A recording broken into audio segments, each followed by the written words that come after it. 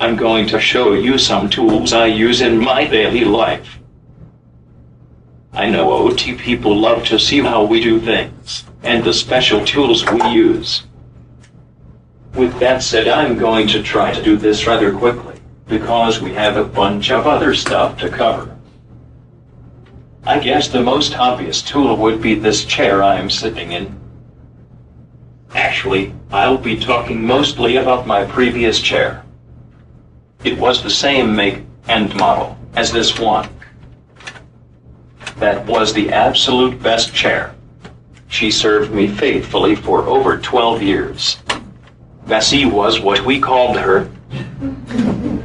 And like any other Bessie, she was strong and had a big rear end. My kind of woman. I insist on having a high-end, fast chair. People will say it's safer to go slower than it is to go fast. Not always. You don't want your sweet old grandmother going to cross the street like this.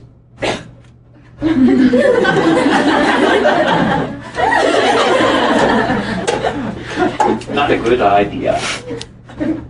Back when I was in college, much of the time, I would have to drive my chair to and from class. Round trip of about 10 miles. The good part of the trek was through a not-so-safe neighborhood.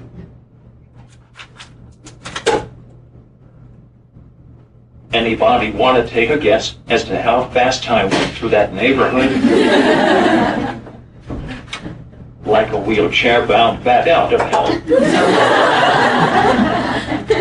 I did this for 3 years, so I perfected the route that I took. I was able to trim it down to about 35-40 minutes. If you do the math, that comes to about 8 or 9 miles an hour. Now for a power wheelchair, that is just stupid fast. Along with my 3 years in college, braving the weather and dangerous surroundings, I've had countless other adventures in my previous wheelchair. This chair I'm in now is only about 5 years old. She's done pretty well. But like with any first love, you never have another quite like it. I have the ability to tilt and recline. I have personally made some extensive modifications over the years. I have configured the drive settings to my personal preference. I have reprogrammed my seating switch to control the back and the legs separately. I've rotated the switch upside down to prevent me from accidentally hitting it and to protect it from any kind of liquids. I've shortened the overall length of the chair by almost a foot. I've removed the foot plates to shorten the chair even more. Now all I have is little foot pegs, which is all I need. As you can see, I've attached a few large bags. I like to carry certain items with me. Things like duct tape, rope, matches, an orange garbage bag, a spare wheelchair charger, a toolkit, and last but not least, toilet paper. Okay, onto my Dynabox. It's basically a really fat tablet.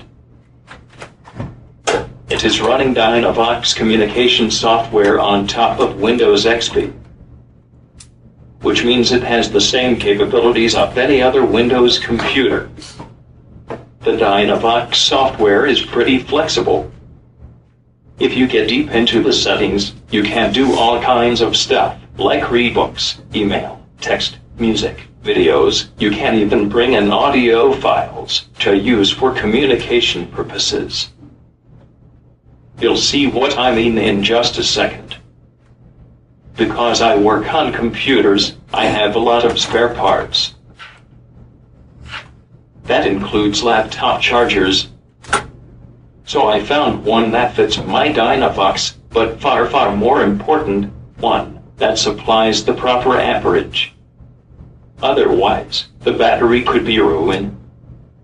The whole point was to have a smaller, more compact charger, since the original Dynavox charger is literally the size of a brick.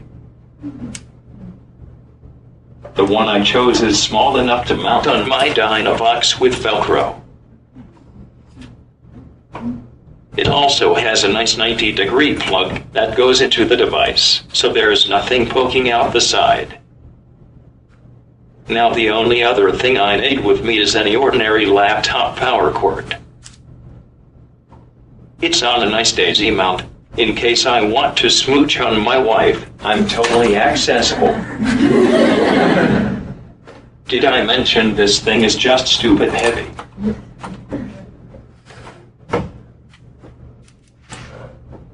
Now for my newest tool, / toy.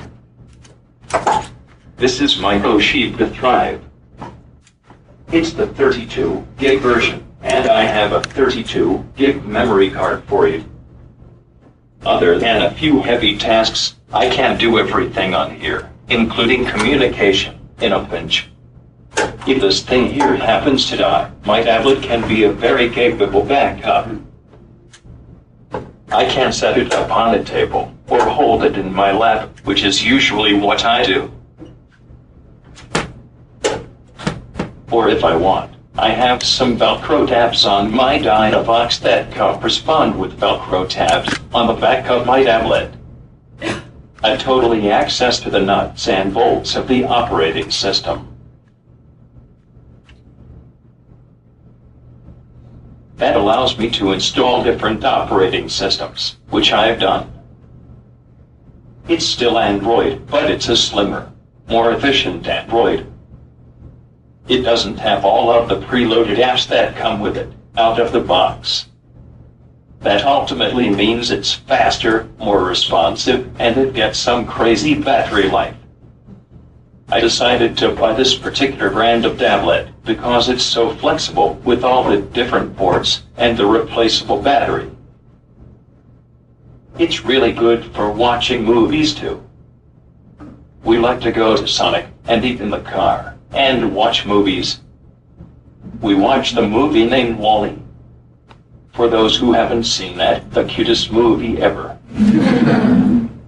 Now when my wife calls me, I hear her say this. Wall-E! And I, of course, have to reply.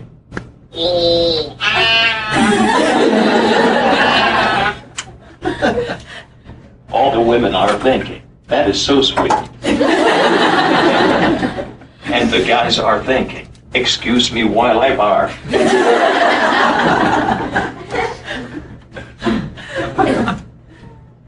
I honestly don't see the resemblance. You?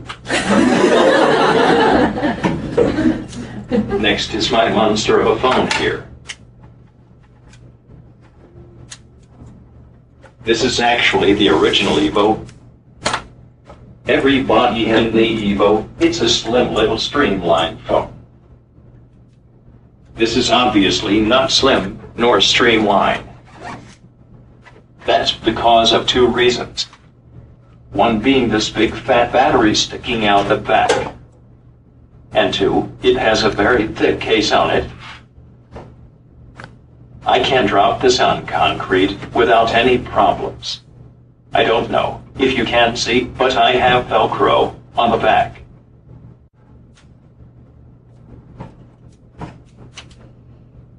Normally, this is stuck right here.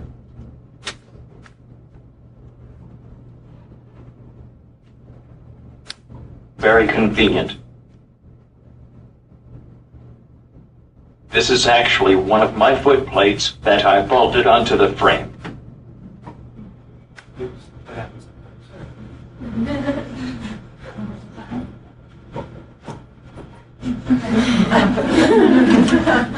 You want to click it?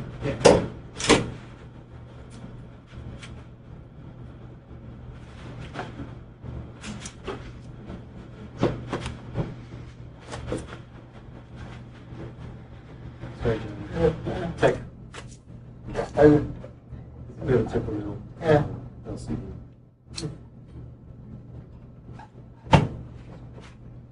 Try it again.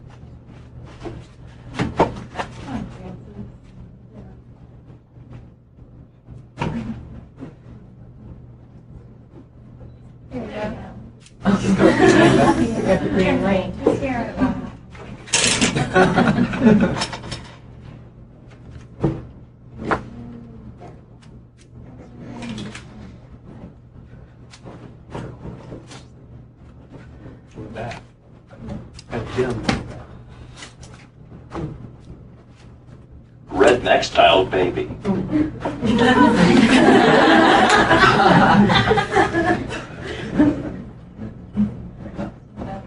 Now I've done the same thing with my phone that I did with my tablet. I've gained total access and installed a slimmed down operating system. I can go 4 days without charging this thing. It helps being a geek sometimes. And like my tablet, this can act as a substitute communication device.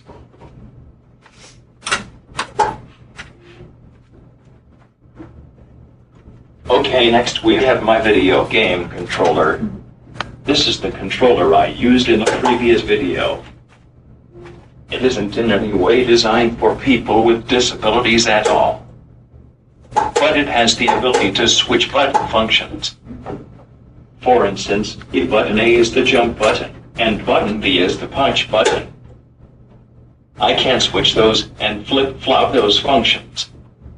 It helps sometimes. It's by far not the perfect tool for the job. To my knowledge, there are no out-of-the-box video game controllers designed for people with disabilities. However, there are people who modify these controllers to accommodate people with disabilities. And the modifications can become very extensive. The problem is, the market for these types of products isn't large enough to warrant mass production. Therefore, they are seriously expensive, and I'm talking sometimes a couple $1,000s expensive.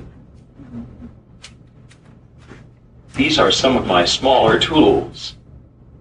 A nice multi-tool, a small screwdriver, a bottle opener, and a reacher. I probably use the screwdriver the most out of everything here.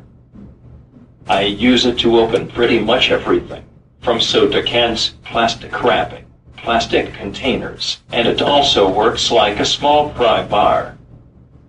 Not to mention, it fits most computer screws. The bottle opener tool is very handy, obviously, for opening bottles and jars. Again, something that wasn't designed for people with disabilities, but it works really, really well. And because this is OT, I simply have to show you my bathroom. My wife and I have separate bathrooms, and I recommend that for every couple. I love my bathroom. It's fairly accessible, considering it wasn't designed by someone in a wheelchair. The key tool is this bar. This is a fold-down grab bar. I absolutely love this thing. I ordered it and had our maintenance guys install it. The placement was very important. I wanted it in front of the toilet to create sort of a box.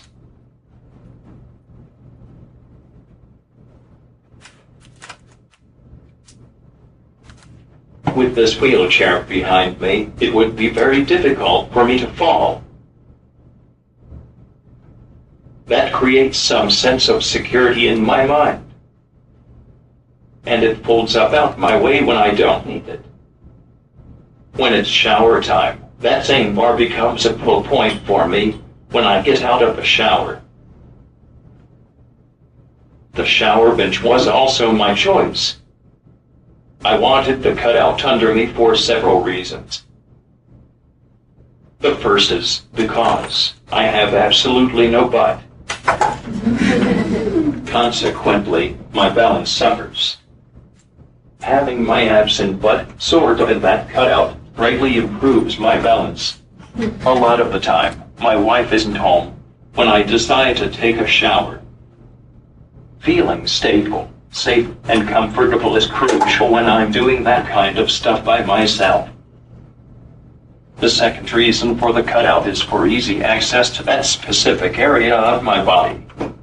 The third reason for that cutout is, say we go out of town. This bench will obviously work in the shower, but more importantly, it will fit over the toilet in case the toilet is too low.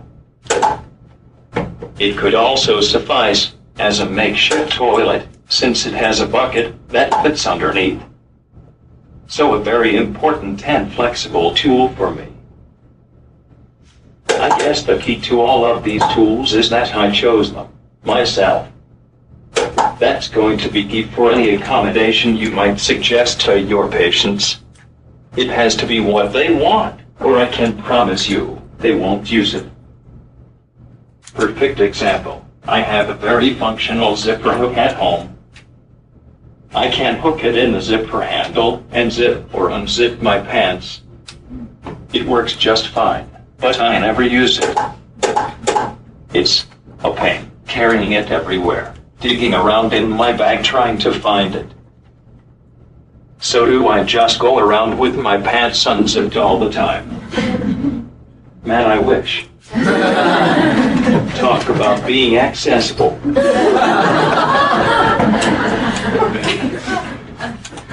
No, I came up with my own solution.